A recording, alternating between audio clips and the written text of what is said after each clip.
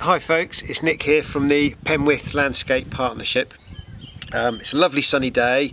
I'm out in my garden and I'm going to show you something that you might like to try doing in your garden. And this is something that if you've got a little bit of this stuff growing, you might enjoy having a go at. Anybody recognise that? This is Sycamore, and this is one of the maple family. You can recognise the tree because of the maple shaped leaves. So what we're going to do today, what we're going to have a go at, is using one of these twigs here to make a whistle. And to do this you're going to need some sycamore,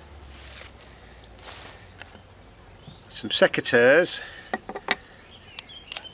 and a nice sharp knife. So if you're a youngster trying this, you might want to have an adult with you to help you with the working with the knife.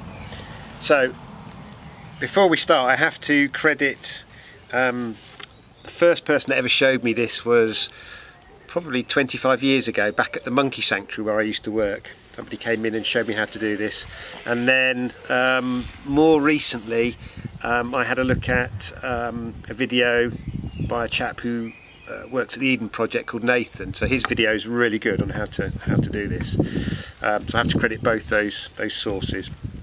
So in order to make your whistle, what you need is a twig, a section of twig about the size, perhaps a little bit thicker than a pencil, but not as thick as your little finger, so somewhere between a pencil and little finger thickness. And we're going to go for a section that's about that long. Doesn't actually matter how long it is, we're just going to be working in the first half of the twig. So I've cut the two ends off straight. What I'm going to do first of all is I'm going to carefully make a little 45-degree cut like that to make the mouthpiece. Okay, that's how it's going to work. And then the next thing I'm going to do is I'm going to put that cut facing down and then come in from the end about 1.5 centimeters and make a single cut going directly down. And then I'm going to make another cut at 45 degrees to that cut, take out that little piece. And what that makes is a little mouth shaped cut. Can you see that okay? So we've come directly down and at an angle to meet that. There's a little bit there that I'm just going to clean up. Now the next thing we're going to do is we're going to come down perhaps 10 centimeters down the twig and make a circular cut all the way through the bark. So that's cut in a ring all the way round. And now what we're going to do is to separate the bark from the wood in the centre. And the way we're going to do that, whoops, in spring the sap is rising, running up through the vessels which are just underneath the bark, and what we're going to do is we're going to crush those vessels. So what we do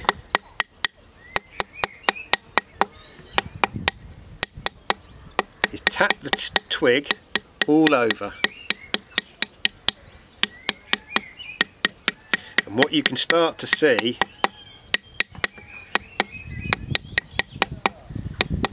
is sap coming out through these crushed vessels. I'm trying to be quite careful because what I don't want to do is to split the bark, and that's really critical that we don't do that. That might do. And then this is the fun bit. What I then do is take a good grip on the bark and twist. Oh, that's pretty tight. Oh, doesn't want to go. Just do a little bit more tapping.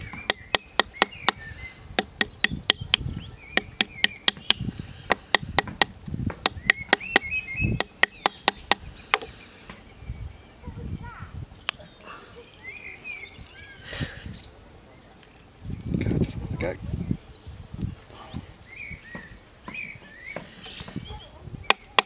We're going to do a lot more tapping.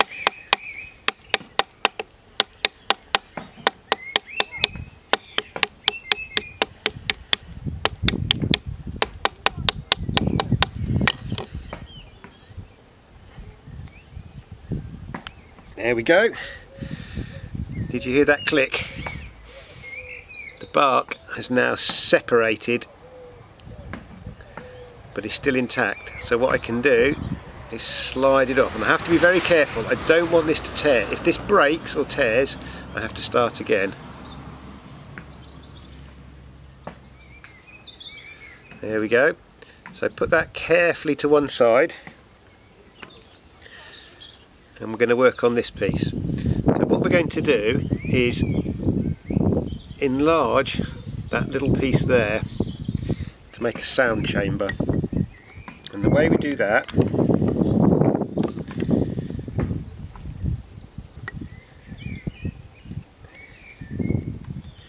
cut down a little bit further, and then pushing with my thumb come up to meet that cut.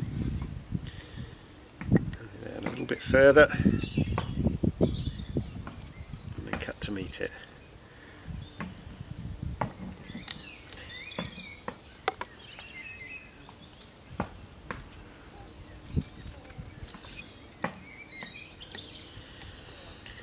We keep on going right through that soft piece in the middle, which is the pith, and we can actually scrape out some of the pith to increase the size of that little sound chamber. We can go down a little bit further. We want to go down until we're about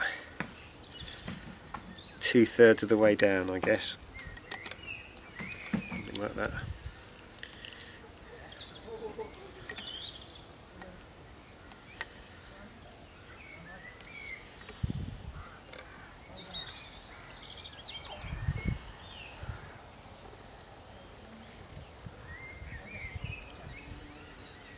There we go.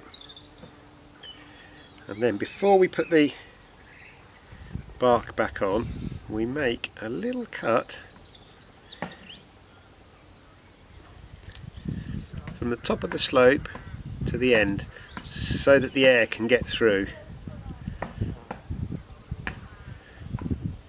And I've probably taken off 2 or 3 millimeters off that piece there, just there. Okay, it's time to give it a try. So, put your knife away, nice and safe, and then carefully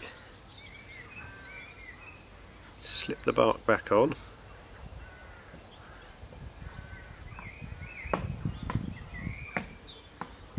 And line up the mouthpiece. It's now ready to try.